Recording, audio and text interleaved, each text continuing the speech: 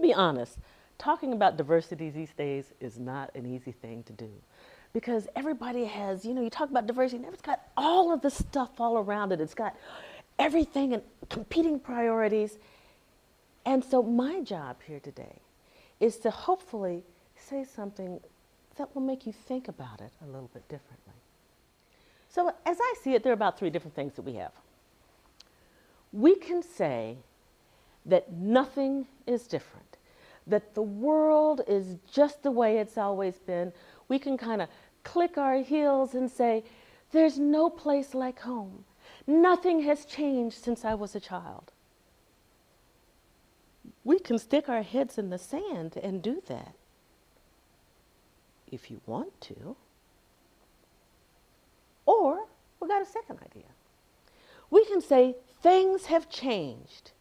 Things are different, and we're going to stuff them all in the same old paradigms that we've had before, kind of like pushing stuff into a drawer that you know just does not fit.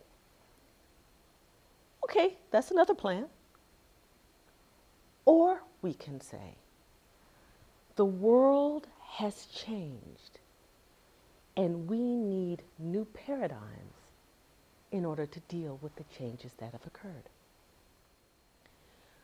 When we think about leadership and organizations, let's talk about what that could mean. Because if we knew that we couldn't fail, if we saw ourselves as mutual minorities in this place, leaders are going to have to lead differently.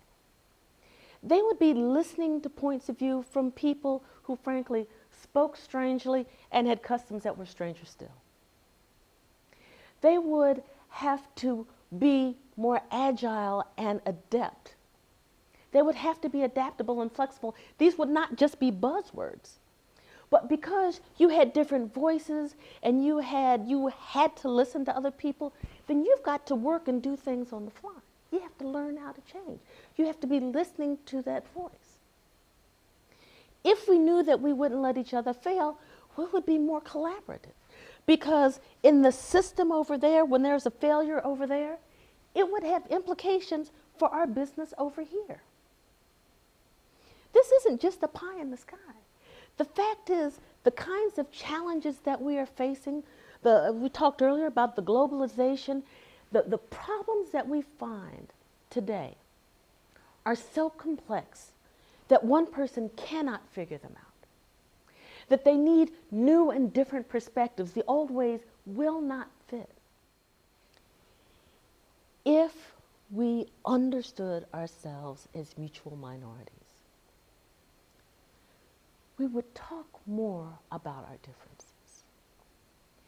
We would be able to understand more how our identity groups, those groups that we belong to, women, black women, short people, tall people, Asians, people who have physical disabilities, LGBT, Muslims, Baptists, whatever, we would understand how those perspectives have an influence in how we see and understand the world.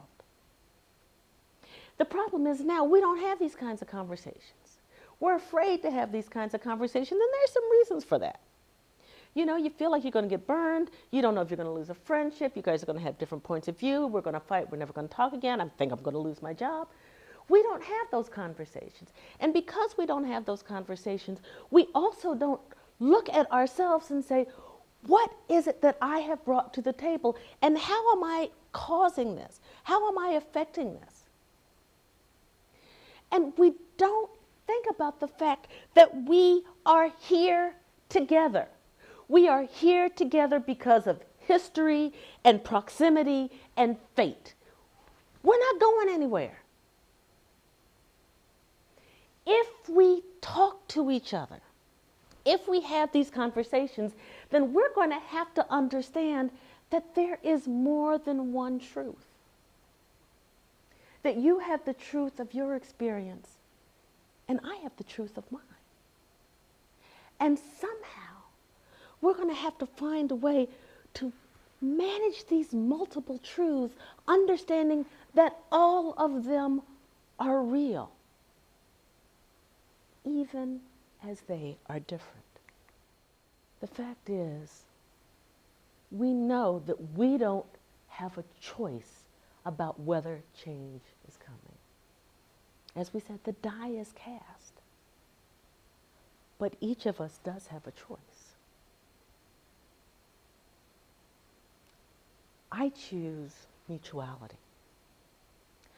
I choose to challenge myself.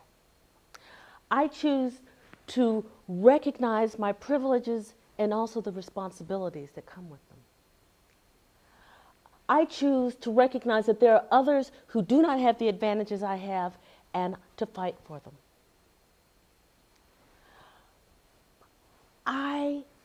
For the first time in my history, the first time in my life, I choose not to be included. I choose to sit at the table because I should be there, not because you let me.